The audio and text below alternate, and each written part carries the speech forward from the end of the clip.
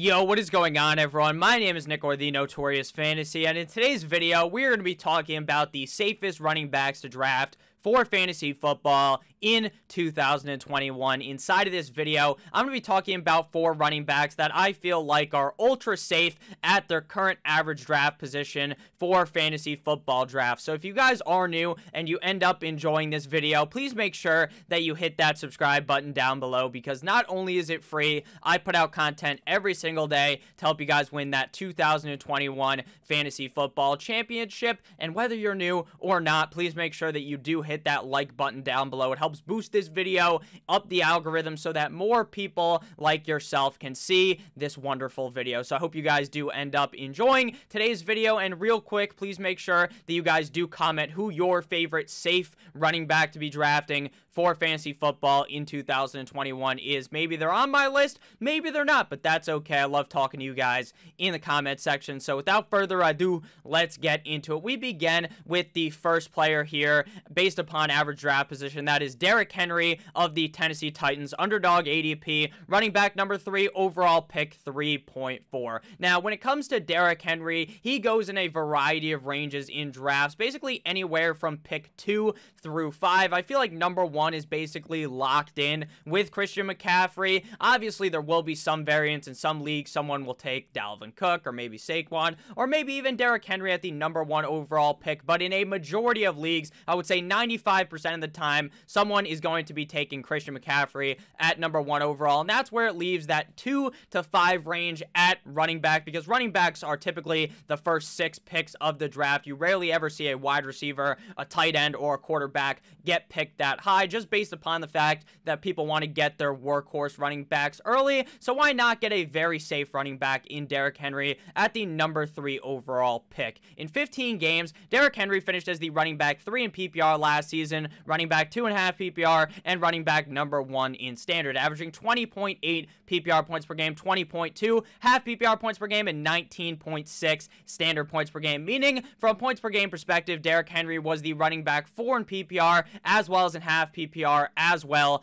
as in standard. The craziest thing about Derrick Henry being so safe is that a majority of safety from a running back like a guy like Alvin Kamara, Christian McCaffrey, comes with the fact that they are so talented at catching the ball. Running backs nowadays, they need to kind of have that 1-2 catching ability as well as very strong rushing ability to be very successful at the NFL level. But Derrick Henry is basically just a throwback running back. He's a big bruiser running back, 6'3", 247 pounds, who will put your favorite defensive back into the dirt if they try to tackle Derrick Henry. That is so crazy, because all these other running backs that go in the top 10, the top 12, they're all so talented at catching the ball. But Derrick Henry is the complete opposite. This motherfucker could not catch a pass if you paid him to do it, and that's exactly what the Tennessee Titans do. Now, reports have came out over the offseason that Derrick Henry is working on his pass catching. I'm not sure if he's just standing in front of the jugs machine, which is the machine where you put the ball in it and it flies out there, and he's just standing there trying to catch the ball repeatedly. I don't know what he's doing, but the reports are that he's working on his pass catching ability. Now, I don't know if he will ever be able to harness or hone in on that skill, but even if he doesn't, he's still going to be a very safe running back. And if he's able to start catching passes, then this guy actually could finish as the number 1 overall running back in fantasy football. His great season last year was led by his grand total of 378 carries, ranking number 1 at the running back position, which is 23.6 carries per game. He ran for a number that sounds like something out of a video game, 2,027 rushing yards, 126.7 per game, ranking number 1 at the running back position. He only had 31 targets, 38th highest at running back, 19 receptions, 46th highest at running back for 114 receiving yards. He's only getting 7.1 receiving yards per game, ranking 61st at the running back position, and it doesn't seem to matter at all because he's still going to finish as a top 5 running back. He also had 17 total touchdowns, ranking 2nd at the running back position. You may think, oh, Nick, Nick, maybe this was a bit of a fluke, right? It's hard to rush for 2,000 yards.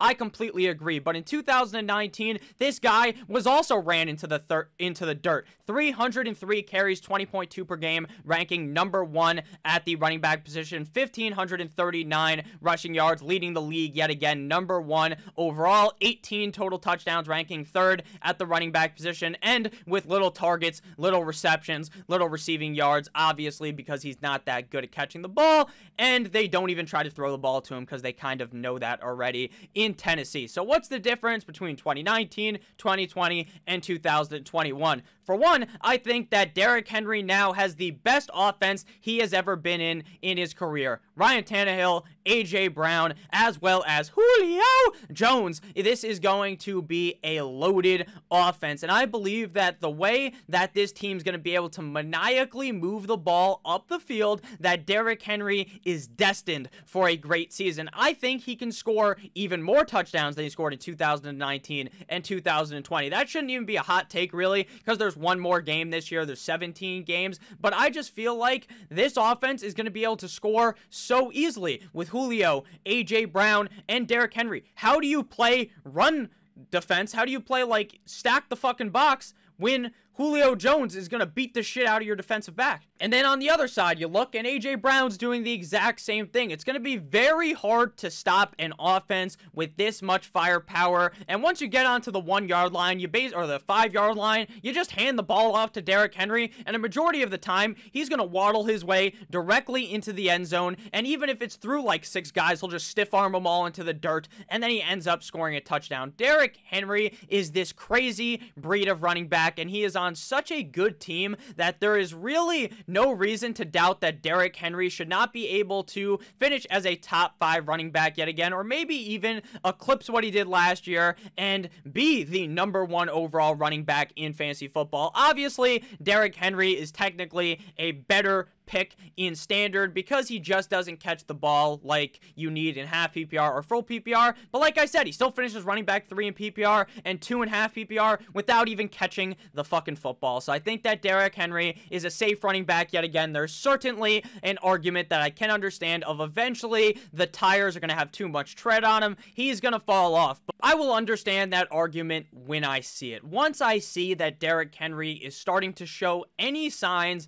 of falling off, that he can't obtain this crazy amount of carries, then you backtrack on Derrick Henry. But for right now, the Tennessee Titans are going to continue to feed the beast in Derrick Henry. Next up, the second running back on this list is Austin Eckler of the Los Angeles Chargers. Underdog ADP, running back number 9, overall pick 11.2, up plus 1.46 on the week. So he was, before this week, he was picked 12 point something, not the greatest at math, now pick 11.2. When it comes to Austin Eckler, he was one of my guys last season. He was one of the guys that every single day I was posting mock drafts, I was posting all these videos, I would talk about Austin Eckler because he was one of my favorite targets in drafts. I saw the fact that this offense is set up for Austin Eckler to have a lot of success. They just lost Melvin Gordon in the offseason. If you guys remember last year, he goes to Denver, and then Austin Eckler has just this amazing production in 2019 when Melvin Gordon was missing. So I'm thinking the sky is the limit for the bald man Austin Eckler in 2020. And then he goes out there and he stinks it up with Tyrod Taylor. Tyrod Taylor did nothing for Austin Eckler because for some reason Tyrod Taylor would rather throw a check down to the middle of the field than right to Austin Eckler. Tyrod Taylor fucking sucks, and he's not giving the ball to Austin Eckler. But luckily, the doctor did us all a nice service and stabbed Tyrod Taylor right in the lung so that we could have the Austin Eckler season we dreamed of. But that season we dreamed of was cut short due to injuries for Austin Eckler, as he only played in 10 games last season, finishing as running back 26 in PPR, number 29 in half PPR, and running back 35 in standard. Unless you play like 14, 15 games, you're not going to finish inside of the top 20, averaging 16.5 PPR points per game, 13.8 half PPR points per game, and 11.1 standard points per game. Meaning, from a points per game perspective, when Austin Eckler was healthy, he was running back 11 in PPR, 14.5 PPR, and running back 21 in standard, tied with Drake, Gordon, and Swift. The kind of opposite of Derrick Henry. Austin Eckler's numbers are carried by his receiving numbers, so he's not as great of a pick in standard. I would still be very fine drafting him in a standard league, obviously, obviously, but he's much better in half PPR or full PPR, where you get those points for those chef's kiss wonderful catches that Austin Eckler makes all over the field. Last year, Austin Eckler only had 116 carries for 530 rushing yards, and I'm not expecting Austin Eckler to be an 1,000-yard rusher. If he was, that would be beautiful, but I'm shining the fucking crystal ball. I'm not sure I necessarily see that. He had 65 targets last year, 6.5 per game, ranking 8th at running back, as well as having 54 receptions, 5.4 per game, 5th at running back, and 403 receiving yards, 5th at the running back position, but he only had a total of 3 touchdowns. Now, what's the difference with the team from last year and this year? Their offensive line, for one, is much better. Austin Eckler, just like last year, last year definitely proved that there is no competition behind Austin Eckler. There is competition, right? There's competition in every backfield, but there's no clear number 2 that's going to be stealing Austin Eckler's job. I suspect there's going to be like a spit-swapping match behind him of a bunch of different running backs getting carries, and if Austin Eckler was to get hurt, knock on wood, there's basically no one you would want to start for fantasy football, because I think it would just go into full-on running back by committee. So Austin Eckler is clearly that guy with a better offensive line and with the safe quarterback. He no longer has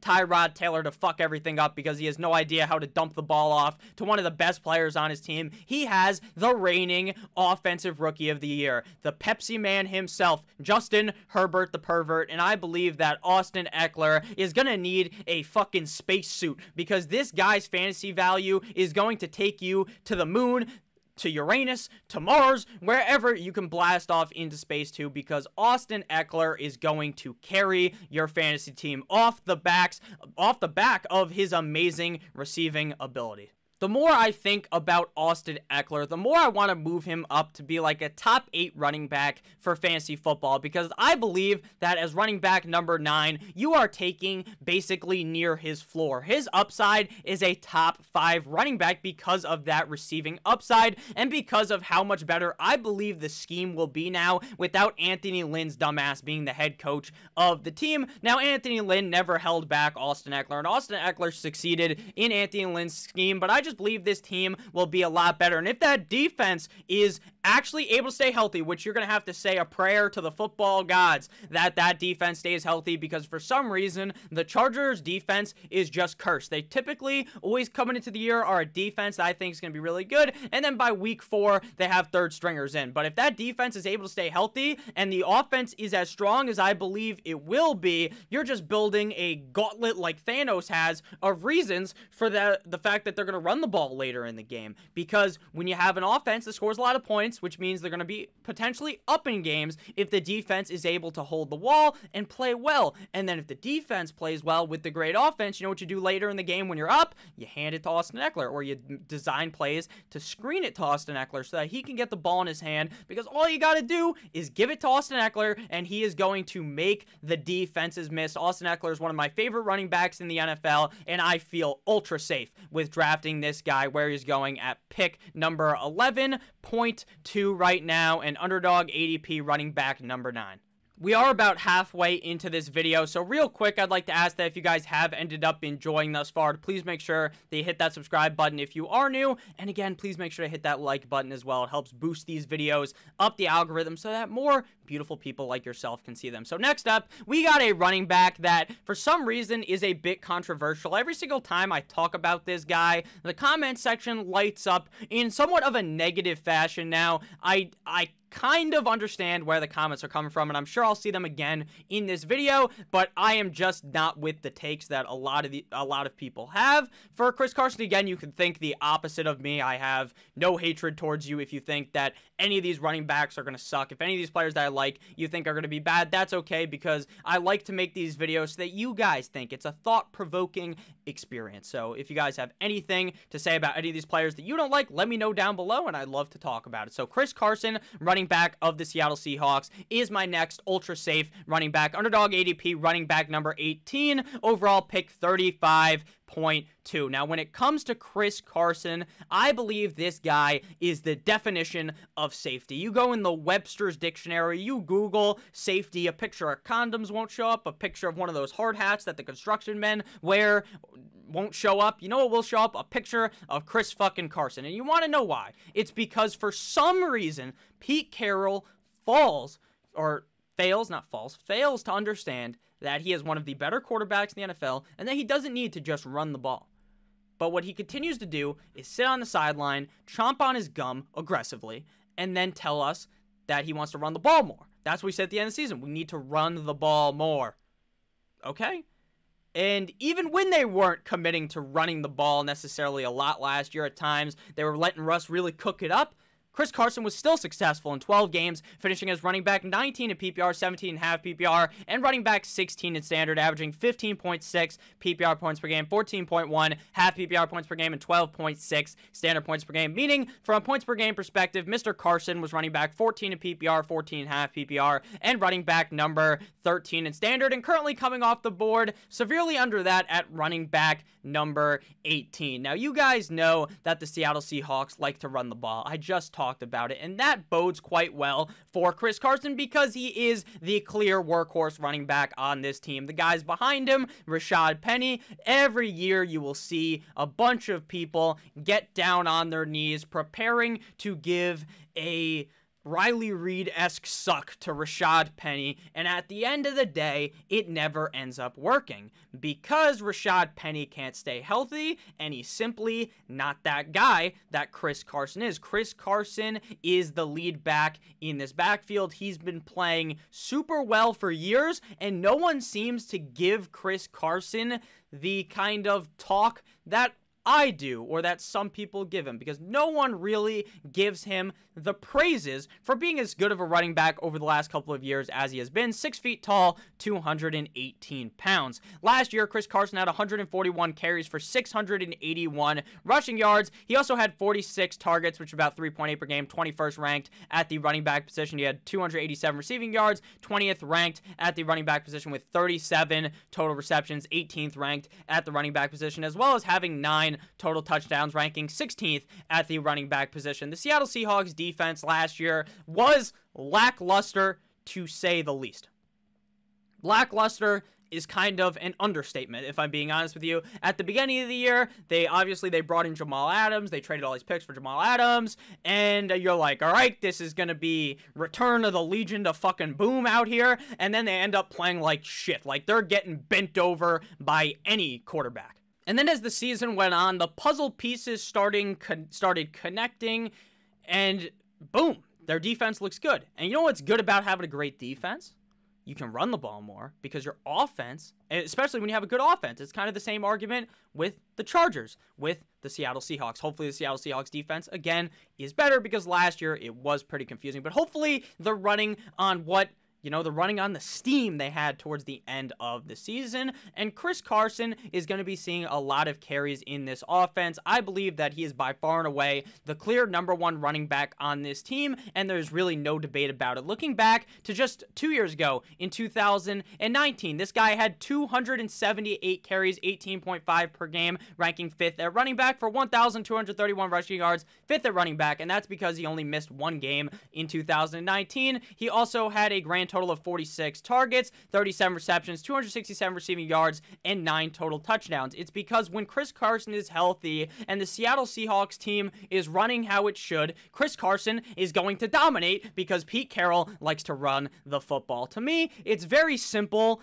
It just is super simple in my eyes as to why you would like Chris Carson. And the real negative things that people spit about Chris Carson are with his injuries. Sure, in 2017, he had an ankle fracture that took him out 12 games. In 2018, he had a hip sprain, but he didn't miss any games. 2019, he suffers a shoulder sprain, which takes him out for no games, but he does fracture his hip, taking him out for 3 games at the end of the season, obviously, because it went into the playoffs. And then last year, he had a mid-foot sprain, week 7, which took him out for 4 total games. But overall, Chris Carson hasn't really been an injury-riddled running back. Sure, these injuries show up on the reports, but he's not missing a ton of games. He only missed 7 total games in the last 2 years, and while that number may be a little bit scary, don't be scared, because none of these injuries that he has gotten have been reoccurring. He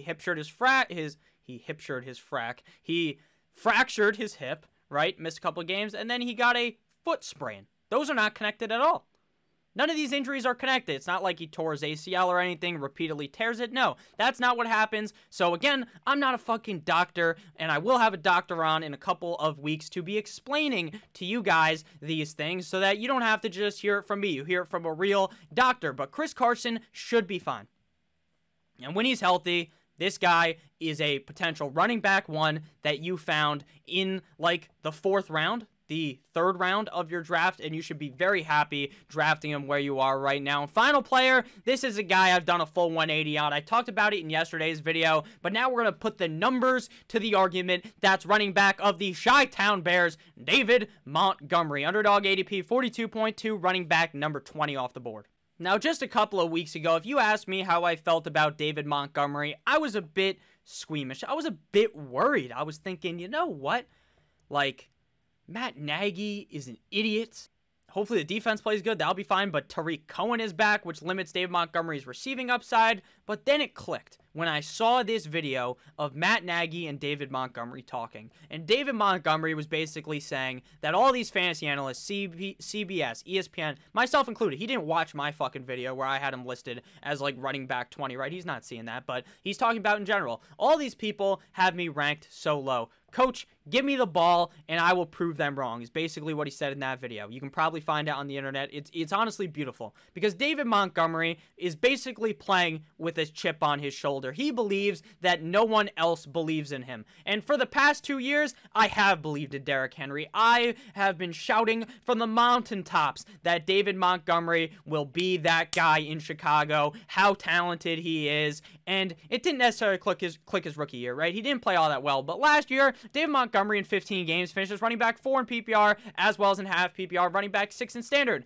averaging 17.7 PPR points per game, 15.9 half PPR points per game, and 14.1 standard points per game. From a points per game perspective, he was running back 8 in PPR, 9.5 PPR, and running back 10 in standard. I was basically giving this David Montgomery situation the treatment that I'm giving Josh Jacobs, because with Josh Jacobs, Kenyon Drake comes to town, and I'm legitimately worried for Josh Jacobs' job. Now, I don't think he'd lose it to Kenyon Drake, right? But Kenyon Drake is a really good running back. Tariq Cohen is like 4 feet tall and only good at catching passes. So sure, he's going to lose receiving upside. I 100% believe in that. He's not going to be seeing as many receptions, and you're just going to have to deal with that, right? But at the price you're paying, David Montgomery is extremely safe as running back number 20, given the upside that he has, especially if this offense is clicking on all cylinders and the defense is, the Bears defense. Obviously, the offense is going to look weird at points in this season because they're going to transition from Andy Dalton into Justin Fields. I do not believe there is any scenario, any type of simulation, any other type of world, alternate dimensions, whatever those things are called, where Andy Dalton plays the whole season. He may not even play at all this season, but I'm betting on, I don't even know if you could bet on it a while ago. I don't think you bet on it anymore, but I'm betting that maybe it'll take 2-3 weeks, Dalton looks all right, but then they realize, you know what? If we were playing Justin Fields, we will accelerate, fucking jumpstart this guy's career by, putting him in. He'll start developing early, and then he'll be really good. So they're going to do that. They're going to put Justin Fields in, and then there'll be this time where, it's looking a little pretty weird. Will Justin Fields dump it off? Justin Fields can dump the fucking football off to David Montgomery, to Tariq Cohen, so you shouldn't be worried at all. David Montgomery basically was just shunned by the fantasy football community, industry, whatever you want to call it, by the fantasy football people, because of Tariq Cohen.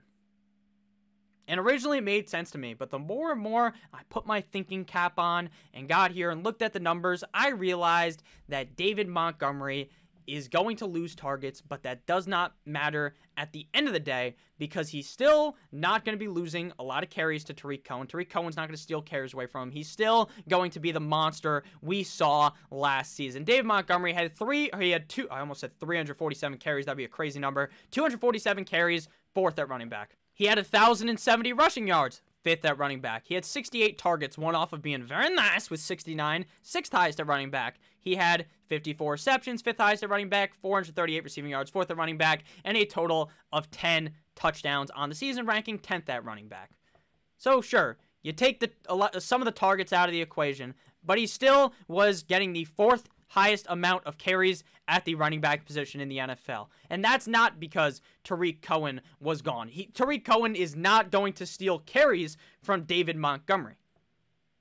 It's very simple how this offense is going to work. Sure, Tariq Cohen will be out there. He may get a couple of carries. He's going to get a couple of targets every single game. But you're not even thinking about drafting Tariq Cohen. Tariq Cohen has never once even entered my mind during a fantasy draft like, oh, I want to draft that guy. You want to know why you're not thinking about drafting Tariq Cohen? Even if you were worried about David Montgomery, it's because he has little upside in this offense. David Montgomery has extreme upside, and he's going as running back number 20.